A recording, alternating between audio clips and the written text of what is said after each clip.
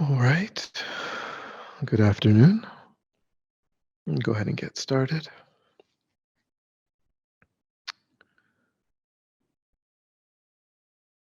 So, for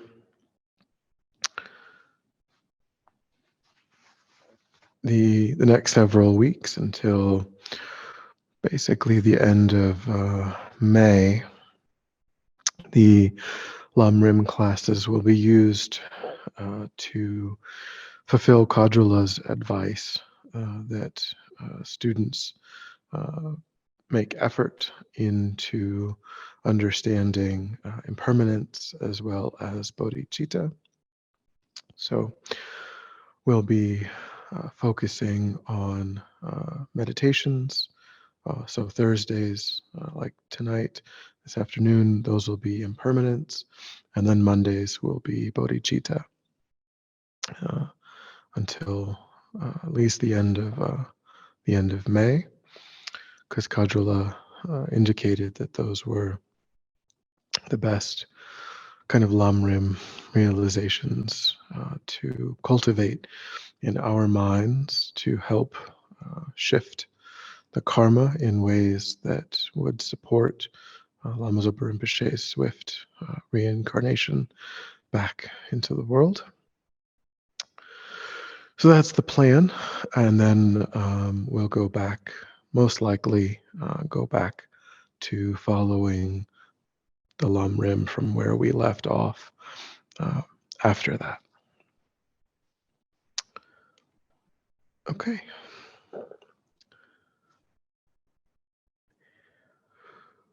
So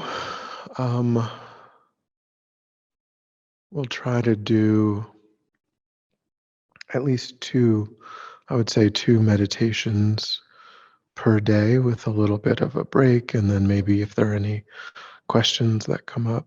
And then, of course, we'll end with Lama Zopa's swift return prayers. So with this being the day for meditating on impermanence, of course, impermanence, the topic in general is impermanence and death. So I thought we would take each of those in turn, starting with actual impermanence first.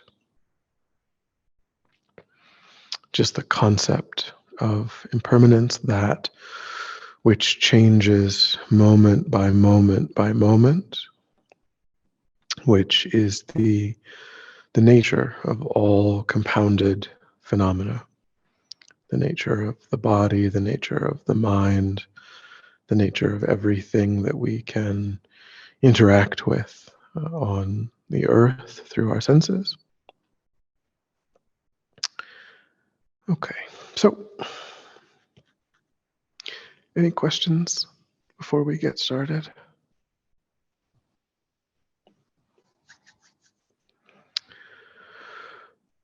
So I'll get into a stable, comfortable, upright position, serviceable for meditation. So we think about keeping our feet flat and our back straight, torso open, hands in the lap, right over left with the palms upturned and the thumbs gently touching. Our eyes are gently closed or slightly open, making sure we let in enough light to remain alert. We try to avoid slouching or leaning. We also let go of any unnecessary tension, rigidity in the body, relaxing into a stable, comfortable, upright position.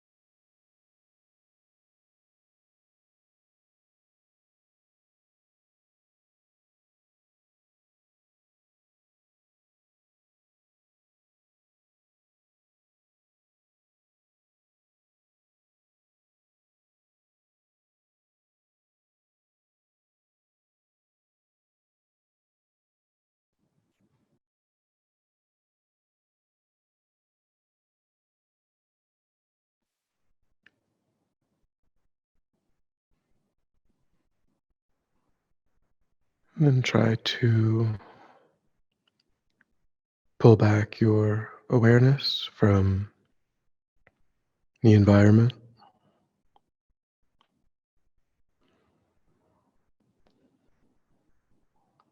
constraining your awareness just to the body and mind,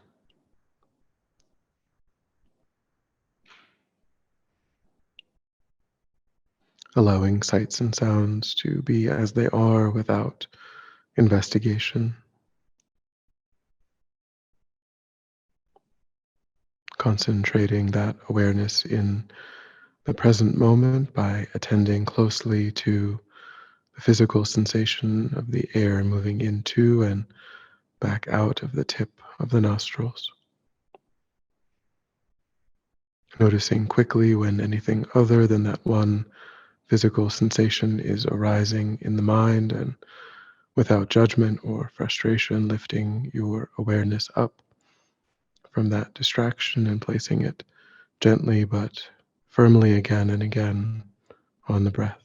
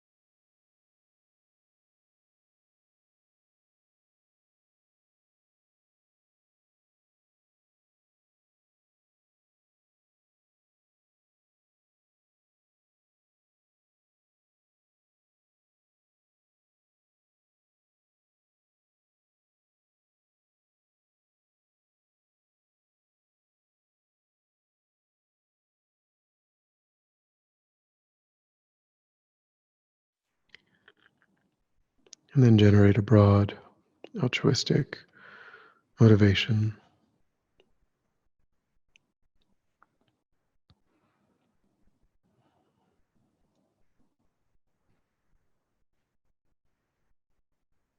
thinking particularly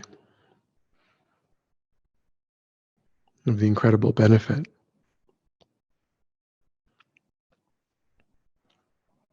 that Lama Zopa Rinpoche's incarnation has brought to the world.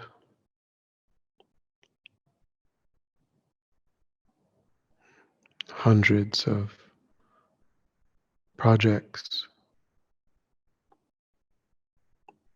services, and all of the centers, monasteries, nunneries.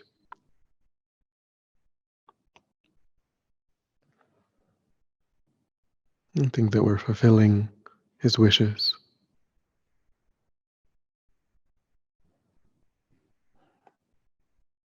by familiarizing our mind with the Lamrim,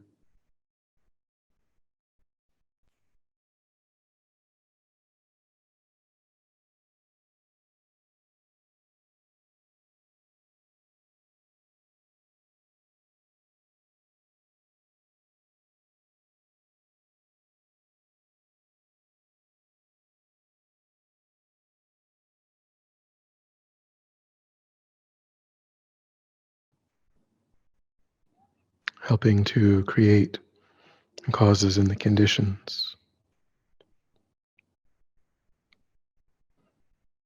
by fulfilling the Guru's advice for the Guru to return.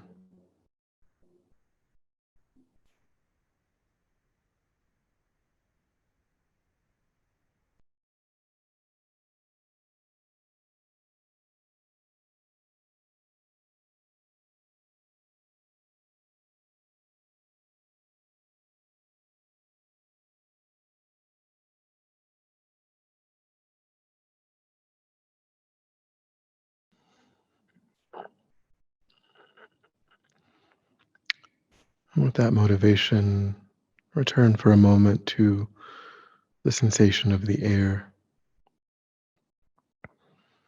following that sensation throughout the body, throughout the cycle of respiration, the full in-breath and the full out-breath.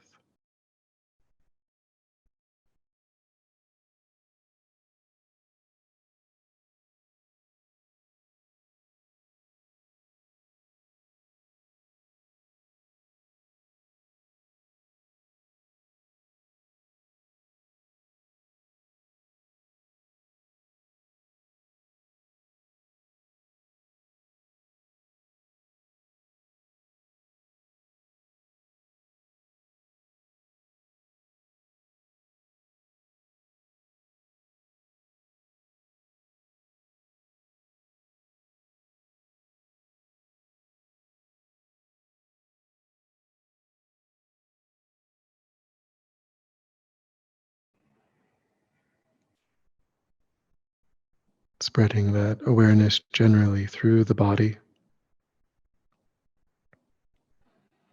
becoming aware of its weight, its heat,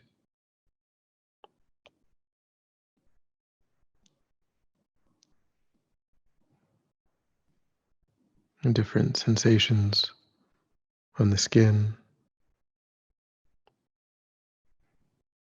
different sensations occurring throughout the body.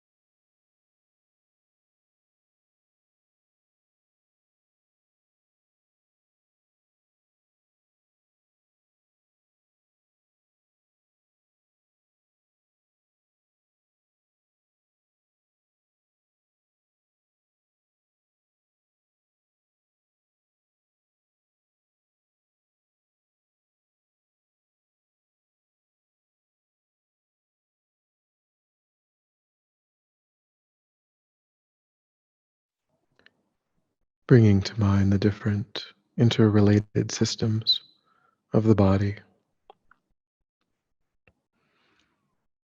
and circulatory system, the respiratory system,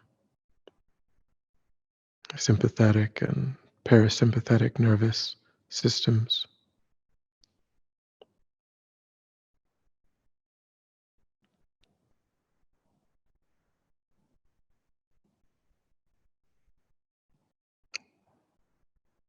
digestion,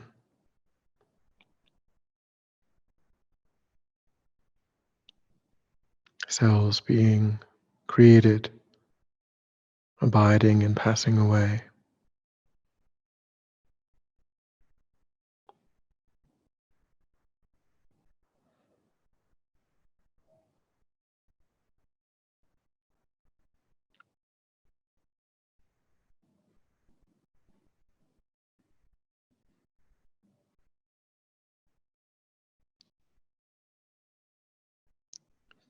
Trying to give rise to an insight into the impermanent nature of your own body, how there are no two moments in the body's continuum that are identical.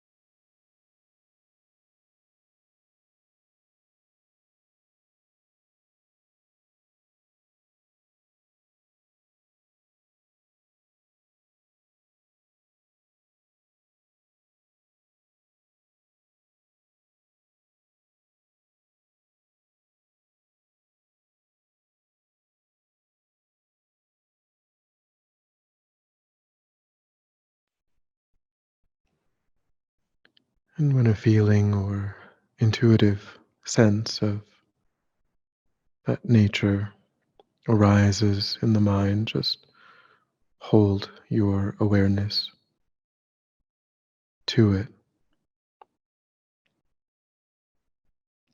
resting in that sense of groundlessness.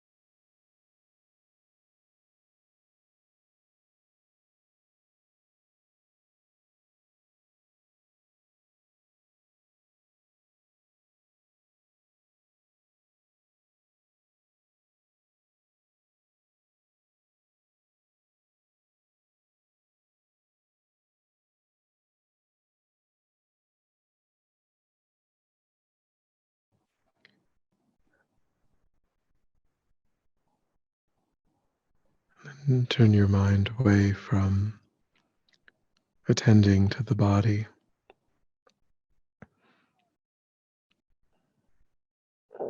and begin to become aware of the stream of mental events occurring in the mind,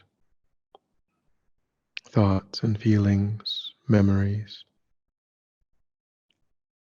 perceptions.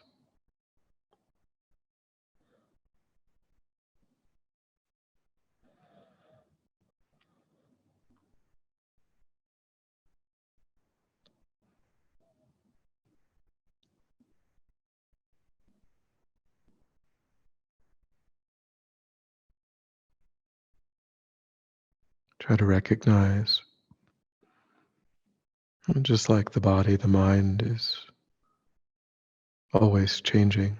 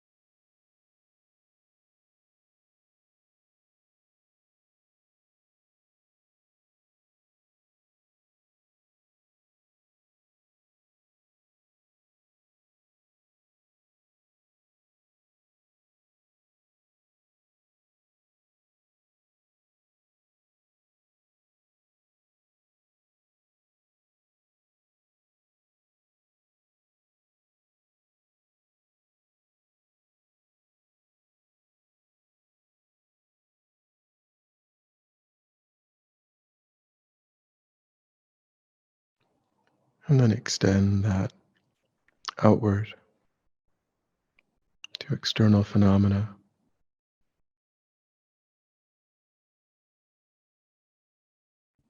recognizing that they too change moment by moment.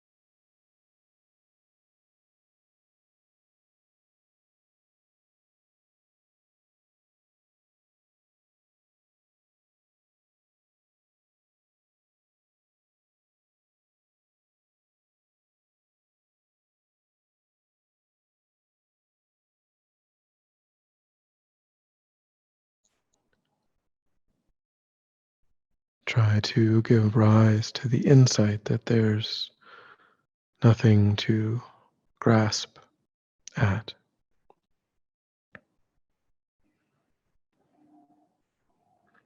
And grasping at objects as permanent is a mistaken consciousness, a source of so much suffering.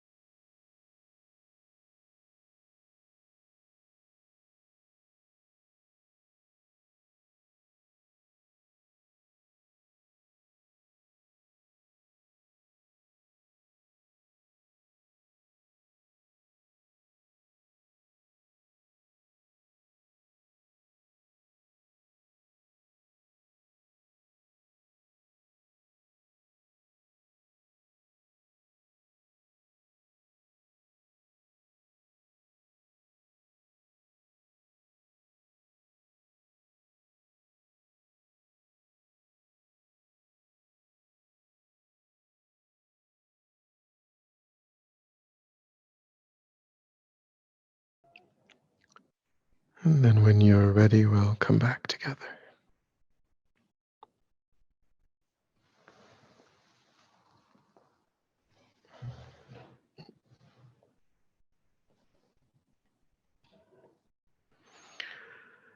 Any thoughts or questions?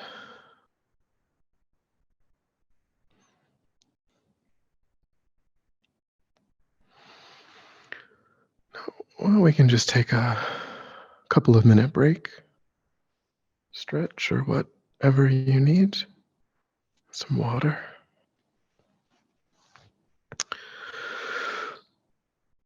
So now we will move into our second meditation on death. We can think of death as a consequence of impermanence. Um, if the body were not impermanent and the mind were not impermanent, then there would only be one incarnation, one kind of life, but body and mind are impermanent, and so they come together and then they separate again and again due to their impermanent nature.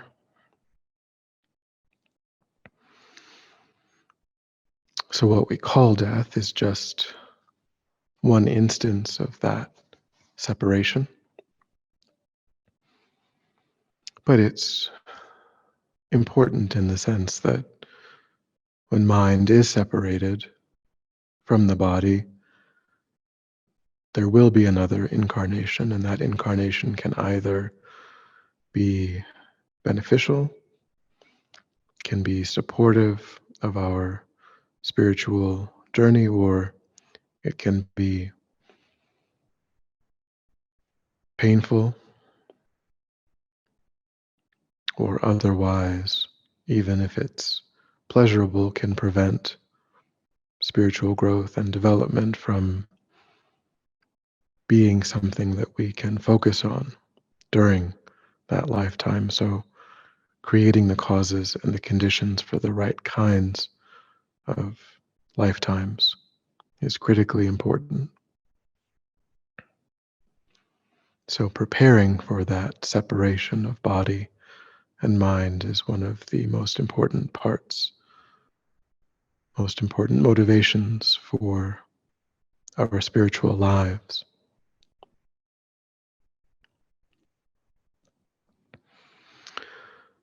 So we'll get back into a stable, comfortable, upright position. And we won't go through all of the preparation, but just adopt that posture again and try to move the mind back inward, focusing inward.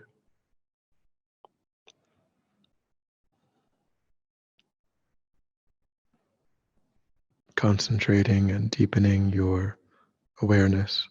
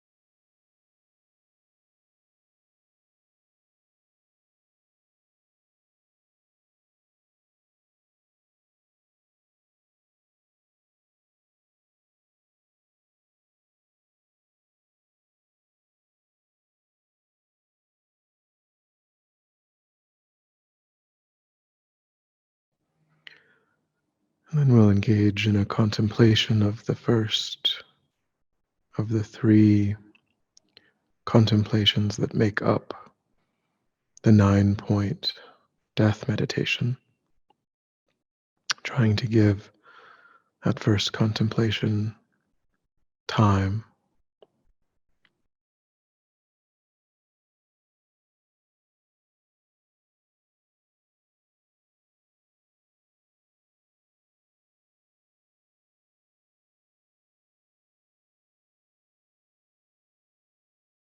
So the first contemplation is that death is definite.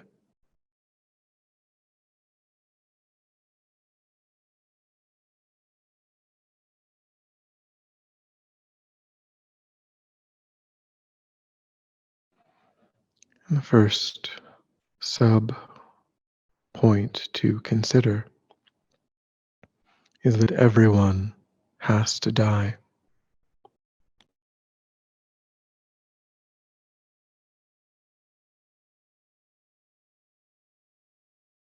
So we can bring to mind pharaohs, presidents, great scientists,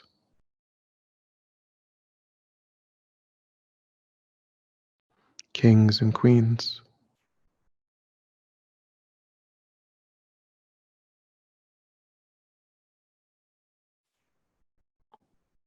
great generals,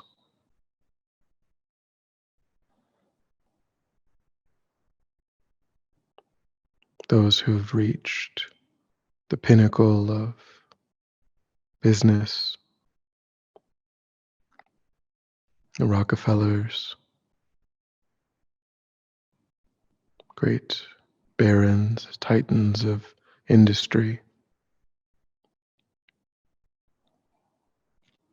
and even all of the most prominent religious leaders.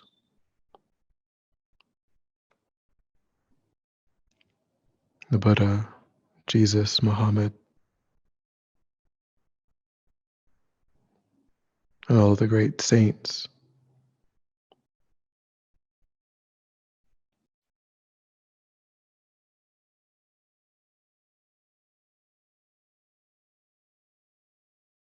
And think that no matter their status, their wealth, their accomplishments,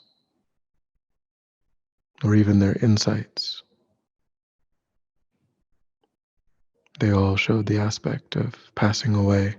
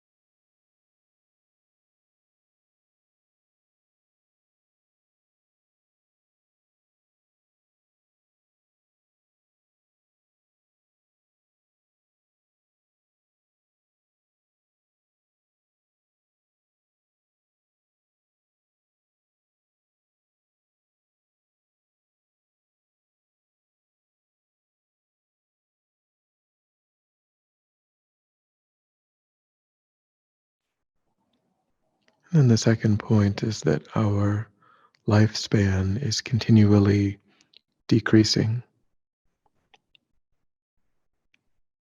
from the moment that our body came together in the womb.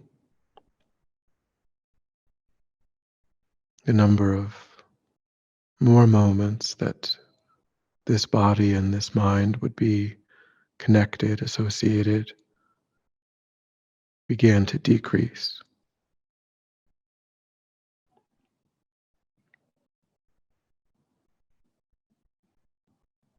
And there's a karmically established upper limit to this lifespan.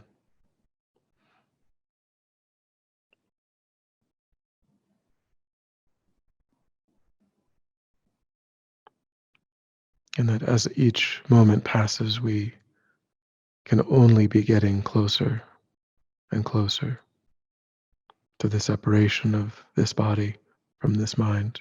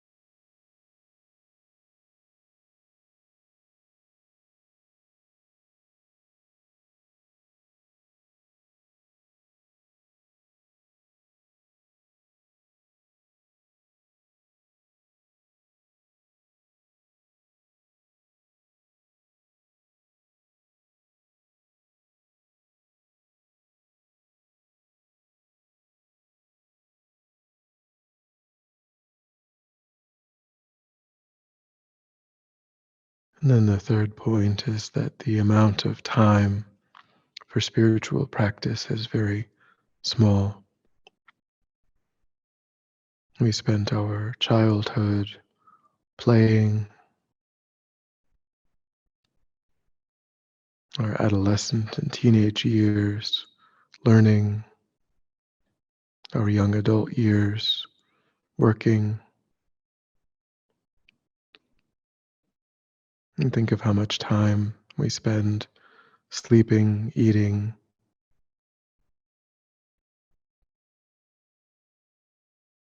socializing,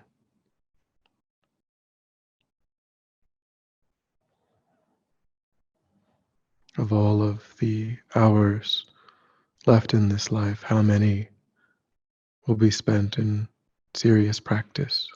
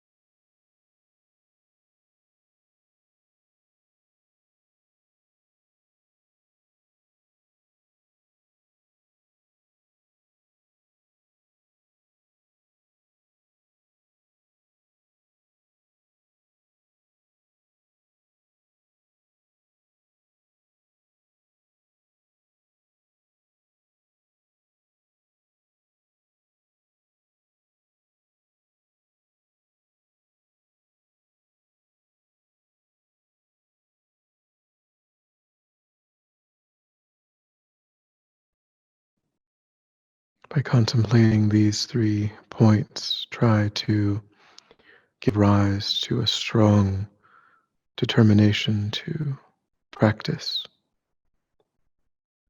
to take spiritual growth and development seriously, and put strong, consistent effort into your spiritual practice.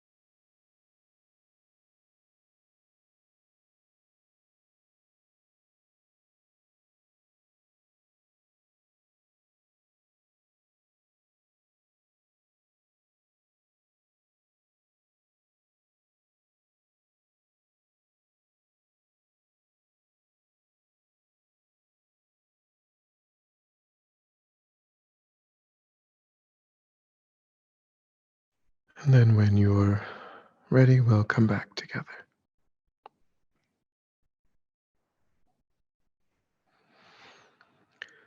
And we'll end, as I mentioned, with the long life, or the swift return prayer composed by His Holiness.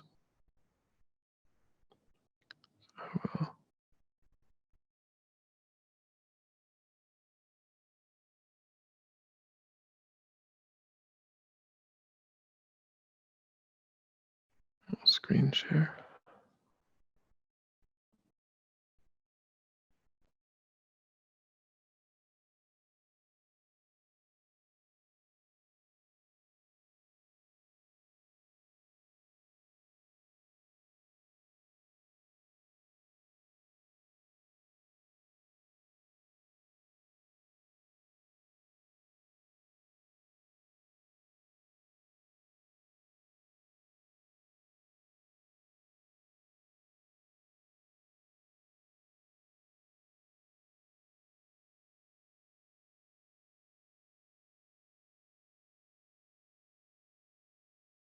Venerable, you're muted.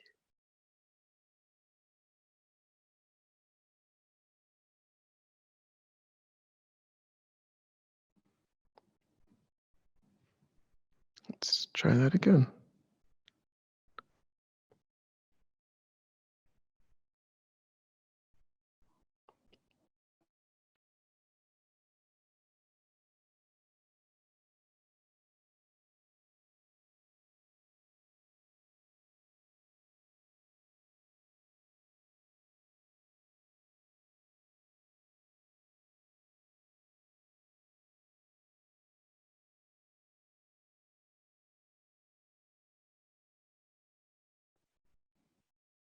That's weird. It's muting me when I share.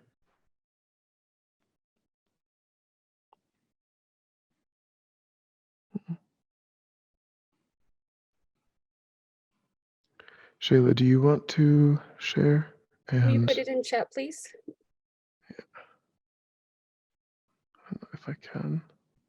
I guess I can. I don't know that I have it on this. Oh, I do.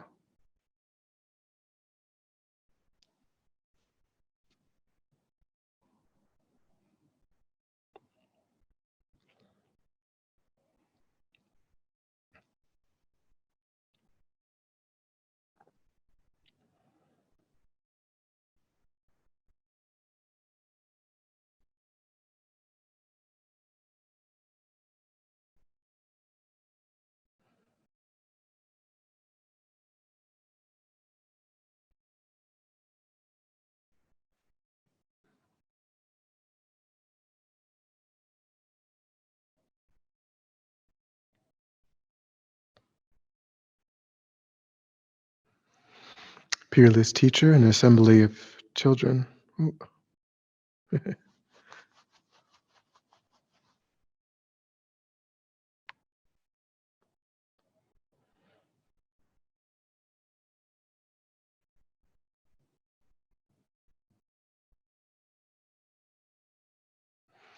Peerless teacher, an assembly of children of the victorious ones, Shravakas, Prajeka Buddhas, victorious, Losang father and sons, together with your lineage, all the objects of refuge of the infinite lands.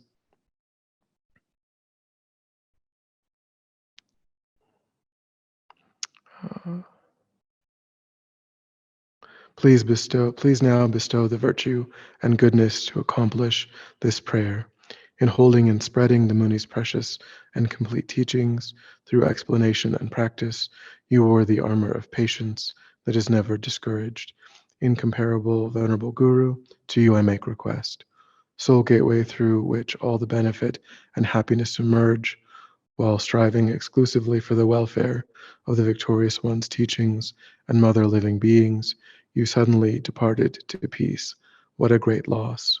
Nevertheless, through the undeceiving truth of the blessings of the ocean of the three jewels and the great waves of the mind generation of the children of the victorious ones, may the smile of a new reincarnation swiftly beam in glory for fortunate disciples.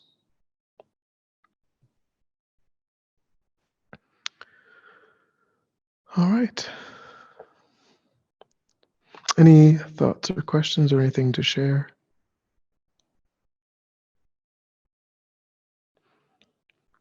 Okay, so there's tomorrow morning, there's another, I think Mary's doing another practice at maybe 8 in the morning tomorrow. And then also Saturday night at 8, I believe, there's another practice, also Mary. So, okay, well, Thank you. That was so peaceful.